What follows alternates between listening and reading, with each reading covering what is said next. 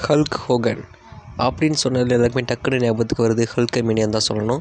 1953 பிறந்து 1984 WWE debut wrestling கரியரில் டெபியூட்டும் ஆகிறாரு. 1984 WrestleMania அப்படின்ற ஒரு ஈவெண்ட்டில் ரெசல்மேனியா தான் ஃபஸ்ட்டு ரெசல்மேனியா. அதில் மெயின் ஈவெண்ட் பண்ணி ஒரு சரித்திரமும் படைச்சிருக்காரு. ஹல்கமேனியான்னு சொல்லி வருஷம் வருஷம் ஃபேன்ஸும் வந்து பார்த்திங்கன்னா அவருக்கு கிரியேட்டும் ஆகிறாங்க. ரெஸ்லிங் அப்படின்றது வந்து ஒரு சூதாட்டமாக பார்த்துட்டு இருந்த எல்லா ரசிகர்களும் ரெஸ்லிங் கொண்டாடி பார்த்ததுக்கு ஒரு முக்கிய பங்களிப்பு வச்சவர் தான் பார்த்திங்கன்னா நம்ம ஹல்க் ஹோகன். அவர் வந்து பார்த்திங்கன்னா ரெஸ்ல்மேனியாவில் பெரிய பெரிய லெஜெண்ட்ஸ் கூட எல்லாமே வந்து பார்த்திங்கன்னா மோதிருக்காரு. கோல்ட்பர்க், ஆண்ட்ரே தி ஜெயண்ட், த ராக் அப்படின்ற மாதிரி நிறைய பேர்த்தோட மோதியும் இருக்கார். அதில் நிறைய பேர்த்து கூட ஜெயிச்சுமே வந்து பார்த்திங்கன்னா இருந்திருக்காரு.